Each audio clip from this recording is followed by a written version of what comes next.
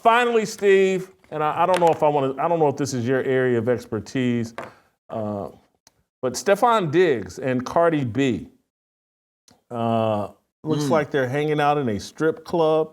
Lovely couple. He's getting, lovely.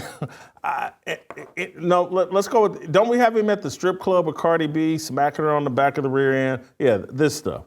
TJ, close your eyes. Yep. I'm telling you, I saw this, and I'm just sitting there, and I know this isn't your area. I'm going to bring Shamika on to talk about it here in a second, but Stefon Diggs is multimillionaire, NFL star athlete, in great shape. What's he doing here with Cardi B? And, part of me just talking it out loud, I'm acting like I'm perplexed, and then I'm acting like I've never done the exact same thing as Stefon Diggs. So he's just young and dumb, and this is what young and dumb people do. But he doesn't care about football at this point, I don't think, at all. Between the yacht parties and skipping OTAs and looking like he's passing out drugs to young girls, he's just all into what football can do for him. He's not into chasing being a great football player anymore. The reporting is saying the Patriots are not going to drop Stefon Diggs, but I think they actually should. This, to me, TJ and Steve, I'll let you fire first here, TJ. This is the ghetto version of Travis Kelce and Taylor Swift. This is the malt liquor of celebrity couples. And Stefon Diggs, and at some point someone probably will play the race car. You celebrate Taylor Swift and Travis Kelce. We didn't. I agree, we didn't. But that's what this is. It's just a ghetto version of Taylor Swift and Travis Kelce. Hold on, Steve's chomping at the bit. Hold on, TJ. Go ahead, Steve. Being Korean, I know a little bit about liquor. I would say this is more like the Alizé version. But I'll say this. I don't find those two to be nearly as annoying as Travis Kelce and Swift. I'll just leave it at that. They're pretty annoying. Yeah. Call it a tie. I would just say this. There's a difference that now Travis has been on the downhill, but he's really showed up in the playoffs and when they needed him, particularly 2 years ago, and was really good even with the distraction. Stefon Diggs was the number 2 receiver on his own team last year and is coming off a torn ACL. Why is he suddenly a necessity for the Patriots? I don't know who else is on the route. I just don't think he's any good anymore. I think he was already beginning to get washed up. He doesn't care about football, and he's coming off an ACL. So if you want to go be a distraction, go be a distraction. If you're going to be Travis Kelce in the playoffs, maybe you can put up with Taylor Swift, particularly if the NFL is doing everything they can to promote it and get new eyeballs. Well, maybe they'll promote Stefon Diggs and Cardi B. Robert Kraft certainly would. Yes. And the NFL seems to love degeneracy, and so they're right on brand.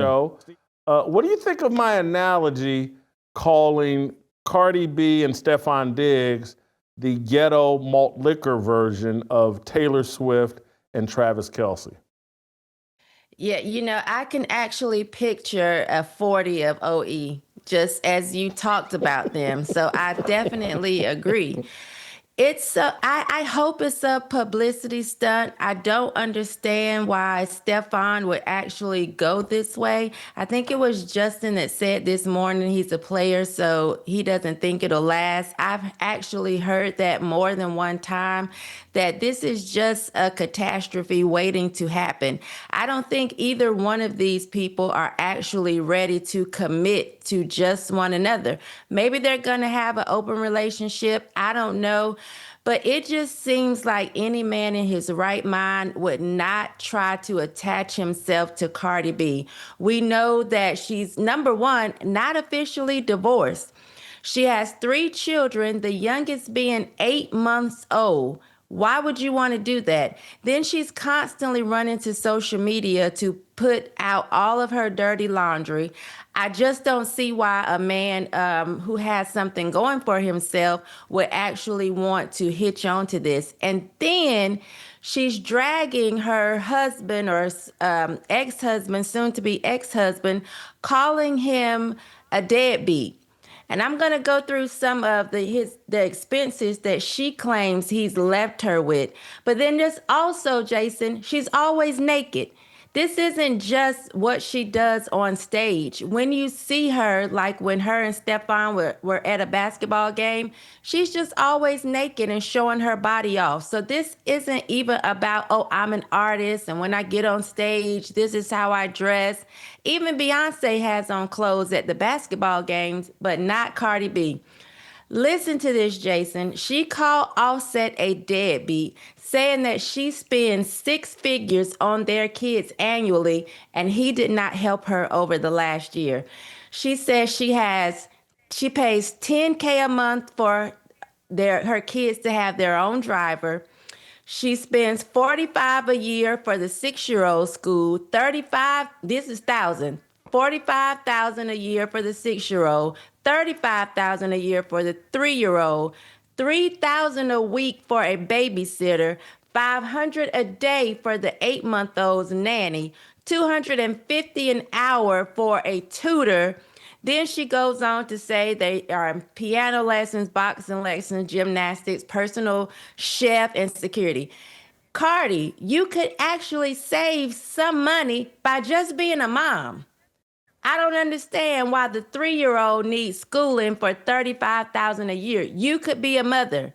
Cut out the babysitter, the nanny, the tutor. You could save yourself thousands of dollars by just being a mom. And she's not doing that. We're not seeing hit record after hit record. I don't understand why she can't be around her kids and is calling Offset a deadbeat because he's not willing to pay such ridiculous prices. It's all just a flex in terms of even sharing, hey, I'm paying this much, blah, blah, blah. She's been convinced because she's a low IQ person that hasn't been developed very well. The more money you spend on your kids, the better the parent you are. But for Stefon Diggs, I believe this is a brand play for him.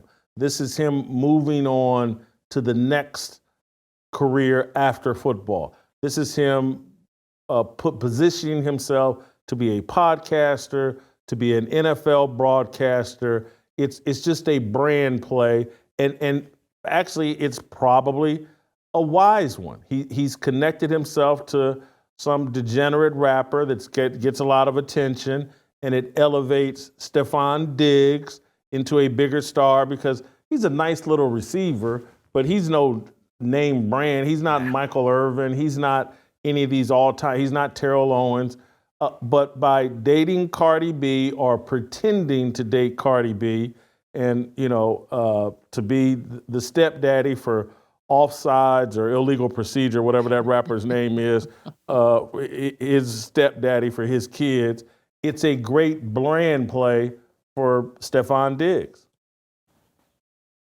I guess I don't know his skill level, of course, because I'm not a sports person, but does he have any children? Does he want a legacy? Because this is not where you should plant your seed. So hopefully this is temporary. This isn't something that he's looking at for the long term, because it just doesn't seem like a wise investment if you actually want a legacy that's worth something, that means something, meaning having children and building a family. This isn't the place to sow your seed. This whole thing, TJ, ends up with Club Steph, or Steph's Arena. And I'm saying it leads to some podcast deal in the next year or two when he's done in the NFL. I could see that. I mean, look, I think all the players now are trying to figure out how they can do the I am athlete pivot thing. I think every one of these guys have seen, all I got to do is show up and be just as worthless as Fred Taylor, and I can make millions of dollars in post-career. That's it. I got to find one guy who can talk, and the rest of us can be totally worthless. I don't even know if they think about the money as much as the relevance. Because Fred Taylor's probably not making millions of dollars. I'm sure he's making nice money. But I just think the relevance, again, Stefon Diggs is sitting there, he's probably made $100 million, $120 million, whatever.